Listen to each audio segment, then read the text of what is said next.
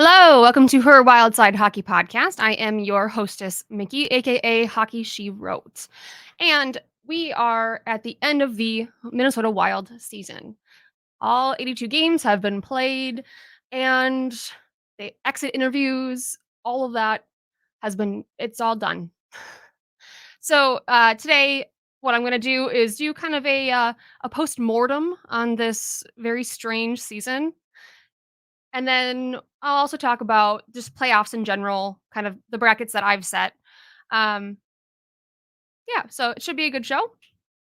So like I said, I'm going to start with kind of a post-mortem, an autopsy, if you will, on this season because you know it's kind of like it's kind of easy to forget how this season started.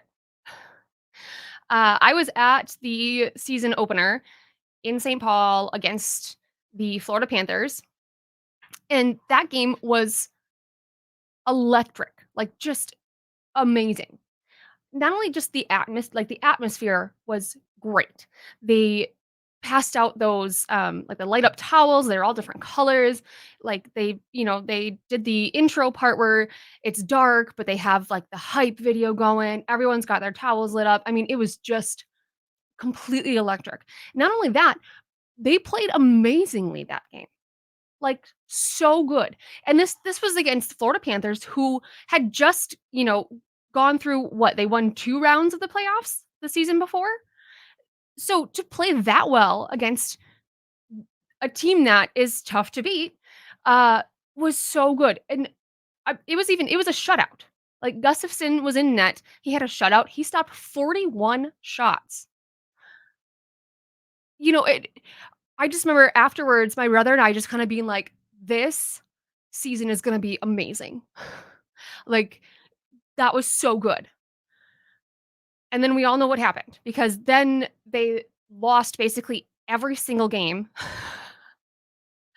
They maybe I think they dragged a few to overtime to get a few points there. And then we had the coaching change. Oh, actually, first they went to Sweden, sorry. They went to Sweden. I'm pretty I didn't go back and look, but I'm pretty sure they lost both or no, I think overtime. They went to overtime at least. Um, but it was fun to see that. It was fun to have them do something a little different. It was nice to have Minnesota actually, like, included in that kind of a thing because, usually they just don't. But it was after that, I think it was, like, the week after that, that they had the coaching change. And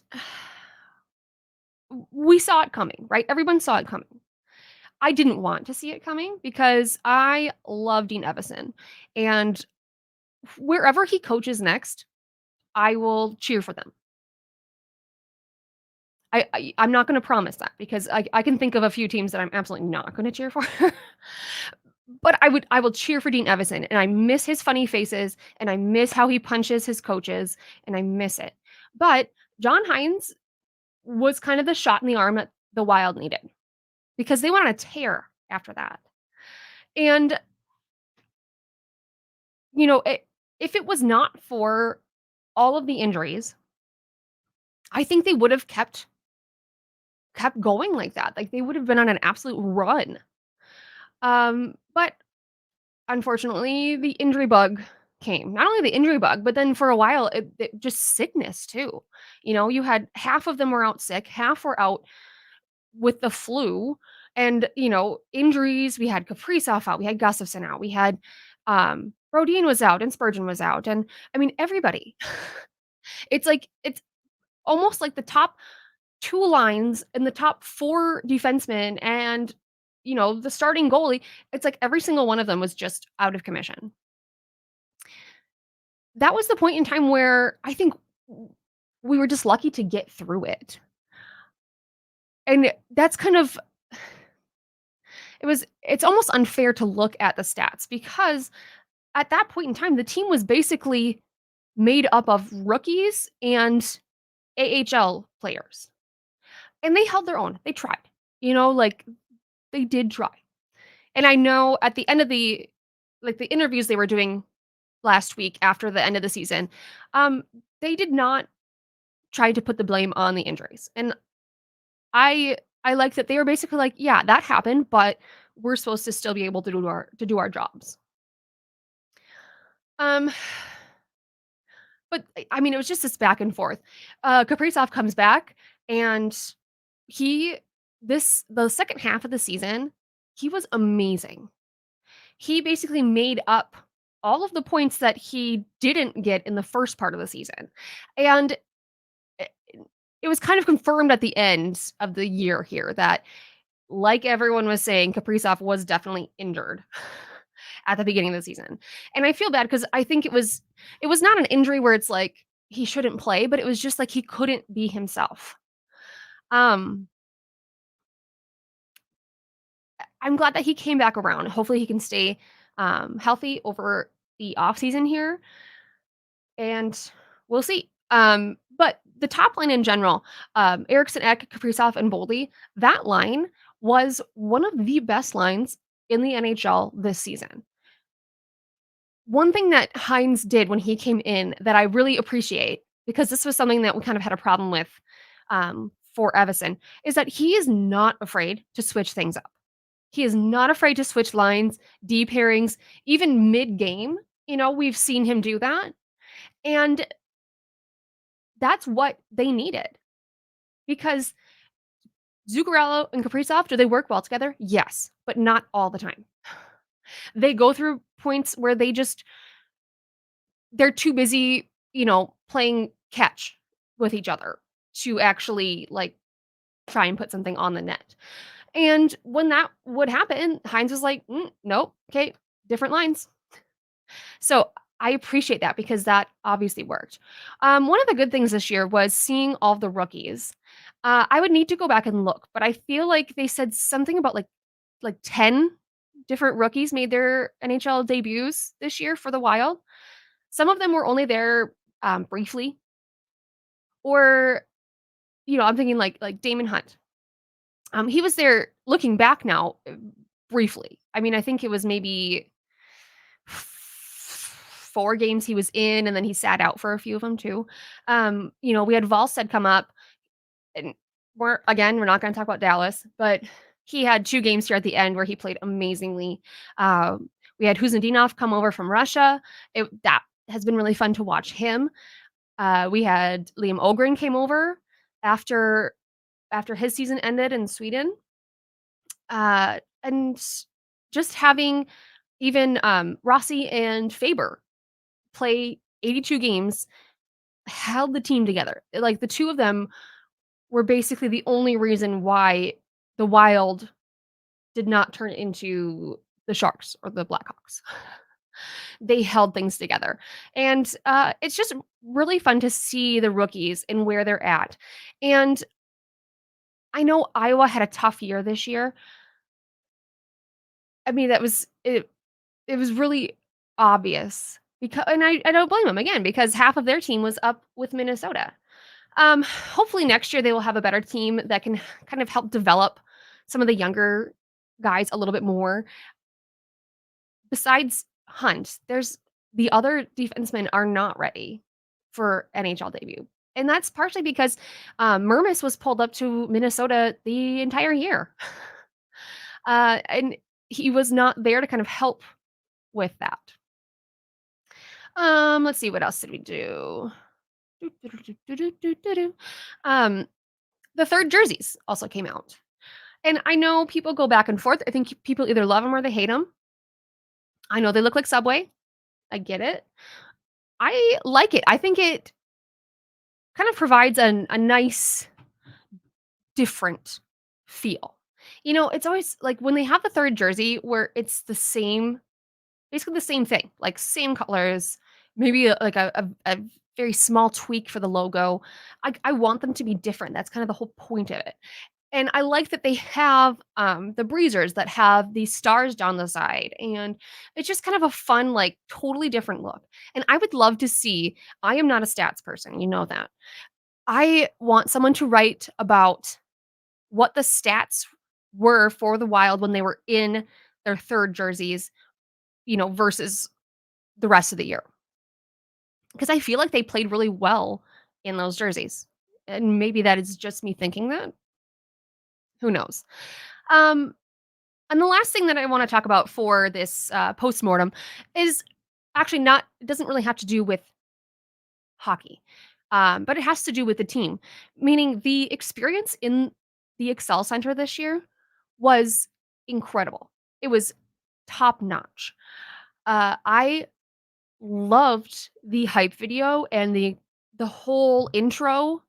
Um, it just like it gives me chills, and the fact that they were able to use "Born to Be Wild" this year, I just it gives me goosebumps. And I will be interested to see kind of how that morphs next season. You know, are they, because obviously they change it every season. I hope they don't change it too much just because it was incredible. And then, I sit club level. They did renovations club level before the beginning of this season, and it was great. It wasn't I guess it wasn't so much like I mean, they got new furniture and stuff up there to sit, but I was really impressed with the new food that they had on club level.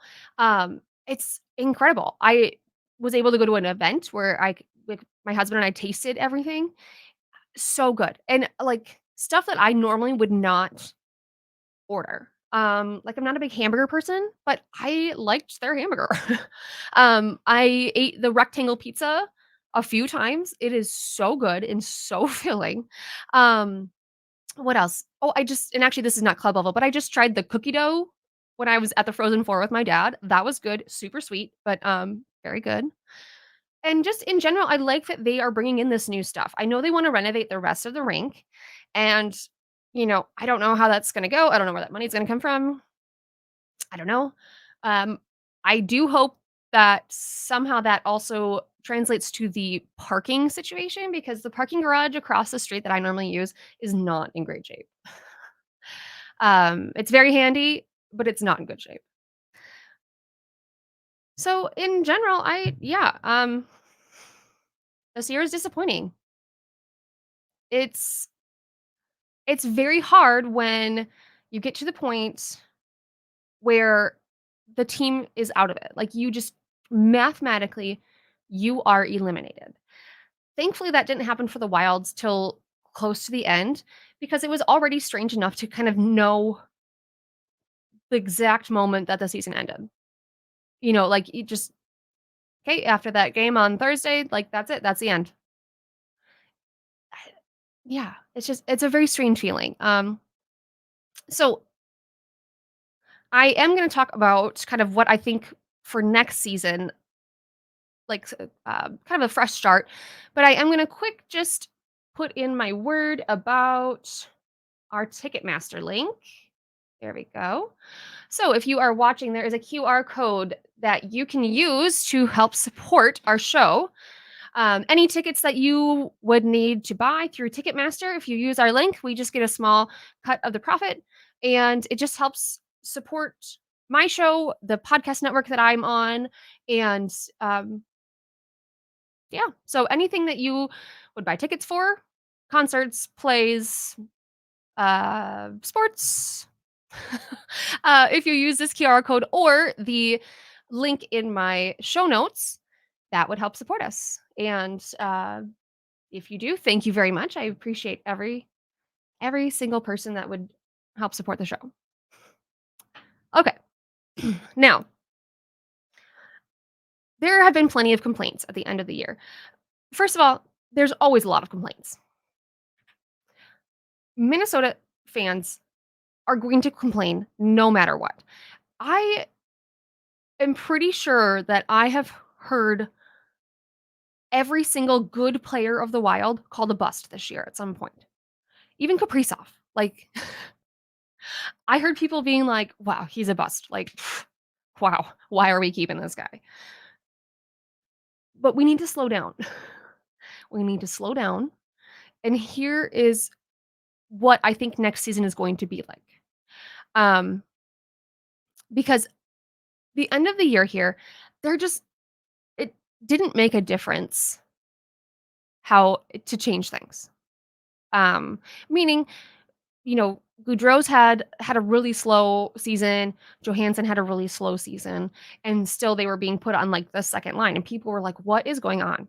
First of all, they were kind of forced to be there, because of all the injuries and stuff. You as much as you want to give the rookies a good chance, you can't just toss them on the first line and expect them to know what to do and be able to do it.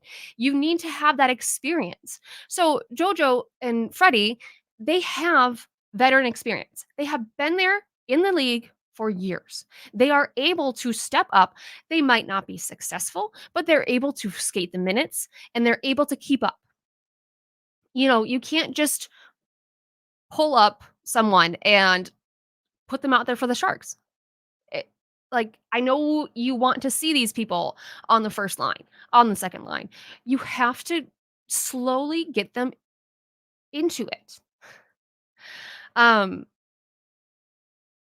so I think next season, they will be able to do what they want to do. Hines was saying that the rookies, if they prove that they can play on the top line, on the second line, they will get that slot. If they come in and they can take over a veteran spot, they will take it over. They're not gonna just hand out things to the veterans. And people are like, "Well, why didn't you do that at the end of the year?" You know what? It wouldn't have mattered, first of all. And I think having a fresh start coming out of training camp is gonna be the perfect time to do that. Because then you don't have to demote them mid-season, if that makes sense. Like, I feel like it's a lot more respectful to veterans to come out of training camp on a lower line instead of tossing them on a higher line and then bringing them down. Maybe that's just me. Um, I think next season is gonna be interesting. Um, we're still in salary cap hell. Still are, trying to think, like, what is next year going to be? Will they make the playoffs? Will it be similar to this year? I feel like there was just so much up in the air this season that that's just really affected them. So I think next year, I hope that they would make the playoffs.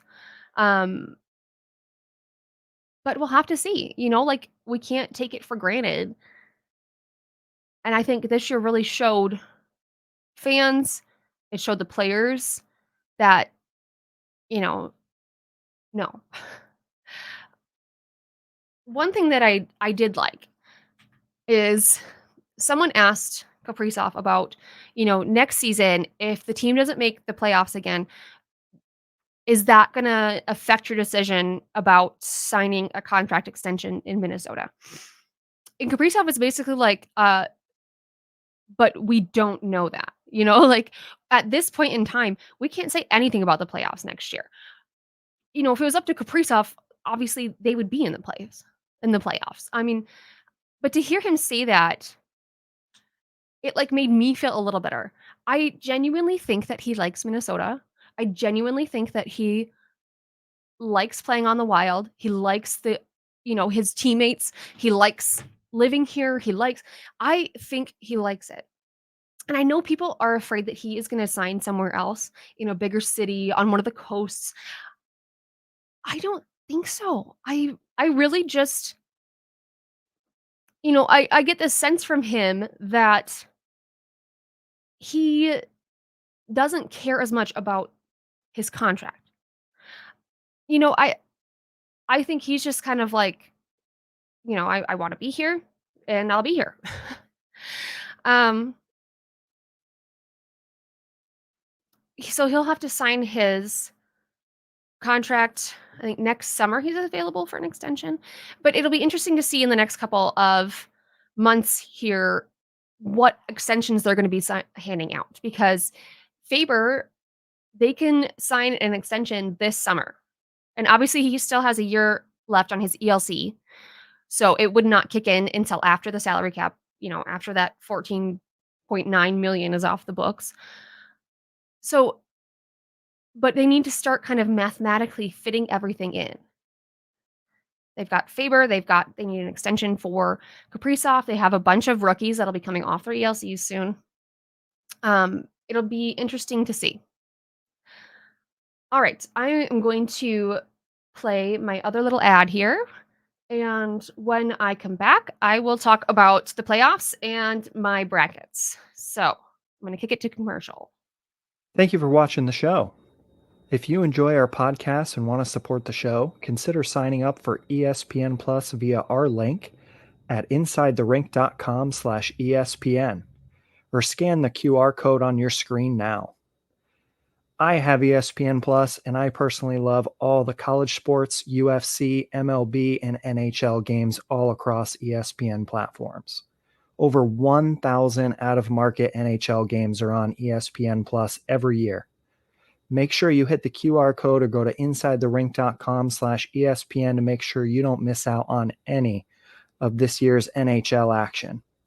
And if that wasn't enough for you, ESPN Plus is currently offering a bundle of ESPN Plus, Disney Plus, and Hulu for $14.99 a month.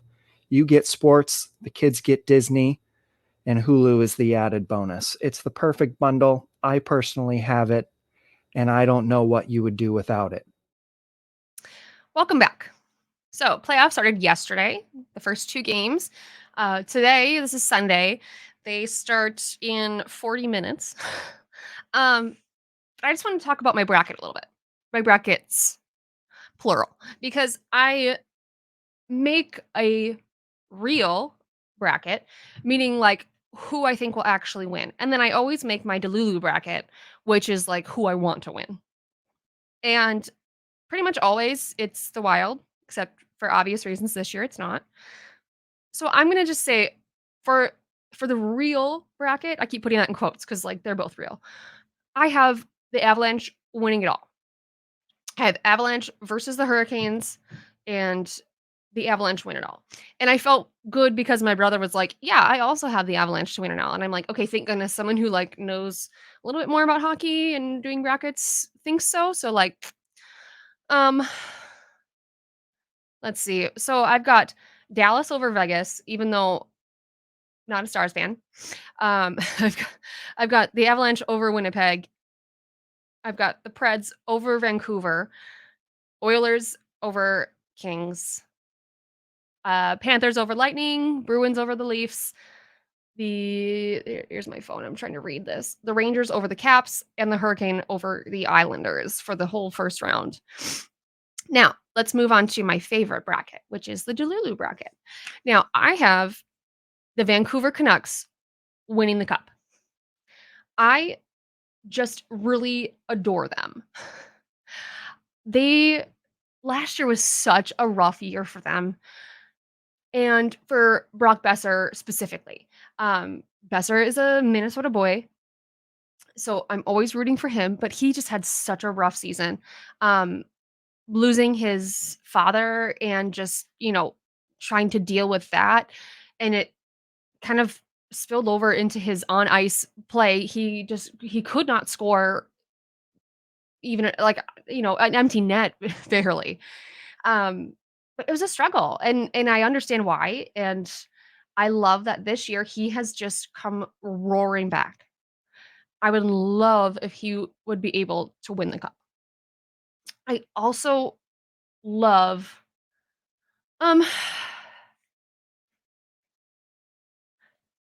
just I don't know, there's just something about Vancouver. I have them winning over the Capitals in the final. And that would be just because it would be fun to see Ovechkin. But I mean, honestly, a lot of my picks are the same between my 2 brackets. And again, it's nice because my brother is kind of the same has the same, picks as me. Now, if Colorado does win, I will be excited because that means that Brandon Duhaime would win the cup. If the Leafs move on, I will be happy because Connor Dewar is there. So those are kind of the two things that I'm also watching, the two guys. This has turned into kind of a rambly podcast. That's okay. I am going to, cut myself off here. And we will talk more about playoffs as they go. And hopefully everyone is doing good. Hopefully you've all got your brackets in. I have joined a bunch of leagues. I don't really know why, but I did. And half of them I use my Delulu one, and half of them I use my normal one. So, anyway, I'm rambling. Okay, I will see you soon. Happy playoffs, everybody.